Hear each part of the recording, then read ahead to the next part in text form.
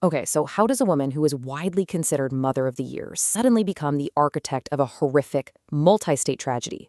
Let's dive right into this explainer, because we are going down a seriously dark and twisted rabbit hole today to unravel a true crime story that, honestly, it literally defies belief. Now, you might think some of this is exaggerated, but listen, these aren't just rumors. This is pulled straight from the actual 911 audio of Charles Vallow. Imagine being a terrified husband trying to explain to the police that your wife has completely lost her mind.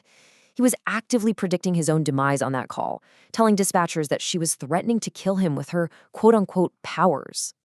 And that brings us to our central mystery. How exactly does a typical suburban family unravel so completely? To figure that out, we have to look really closely at the timeline, the glaring missed warning signs, and the bizarre cult beliefs that fueled this whole thing. Section 1, the Mother of the Year. It's absolutely wild when you look at it because the shift in Lori's psyche was just so sudden and terrifying. On one side, you've got reality, a loving husband who traveled for business, a 16-year-old daughter named Tylee, and a sweet 6-year-old special needs son named JJ. But then, in Lori's growing delusion, her husband Charles was already dead to her. She literally believed his body had been possessed by an evil spirit she called Nick Schneider. So Charles is frantically trying to sound the alarm here. Back in early 2019, he comes home from a business trip only to find himself locked out of his own house. His car is gone, the cash is totally drained from his bank account. He called 911, and he even managed to get an emergency mental health petition filed against Lori. But here is the absolute tragedy of it all. Lori beat the evaluation in just 2 hours. The doctors released her without any intervention whatsoever, a single decision that essentially signed Charles's death warrant. Section 2, Zombies and Dark Spirits. To really understand her actions, we have to understand her new reality. She fell into this insane doomsday theology introduced to her by an apocalyptic author and cult leader named Chad Daybell. To them, a zombie wasn't some Hollywood fiction. It was an unclean spirit that literally pushes a human spirit right out of its body. Lori believed her own family members were becoming zombies, and in her mind, the only way to free their trapped souls was to eradicate the physical body from the earth.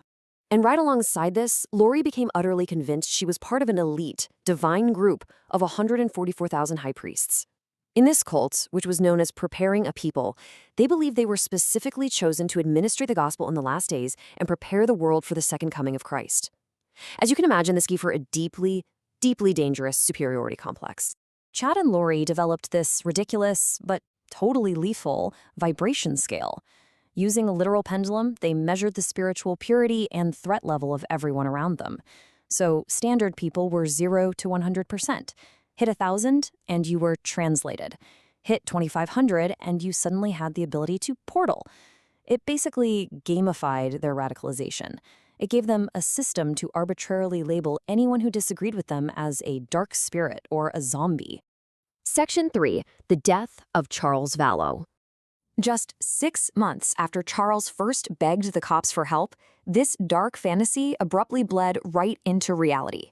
The story goes, at least according to Lori's brother, Alex Cox, that Charles came over to pick up JJ and got into a physical argument with Lori.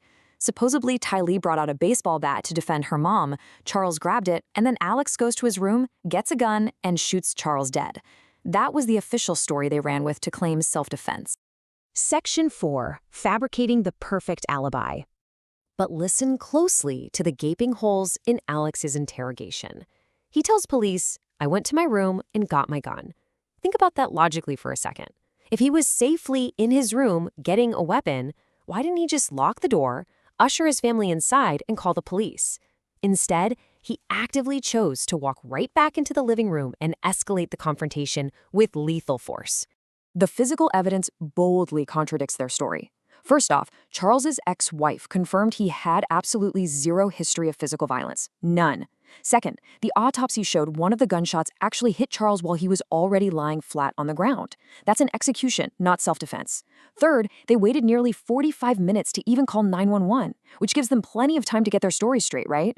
And finally, Alex had just moved into the house under the guise of protecting Lori from quote-unquote evil spirits. Yet amazingly, the police initially bought the whole alibi. They ruled it self-defense and literally left Lori free to walk away. Section 5, where are the children? With Charles gone, a terrifying new countdown began. Lori relocated the family across the country, right to Chad Daybell's hometown in Rexburg, Idaho.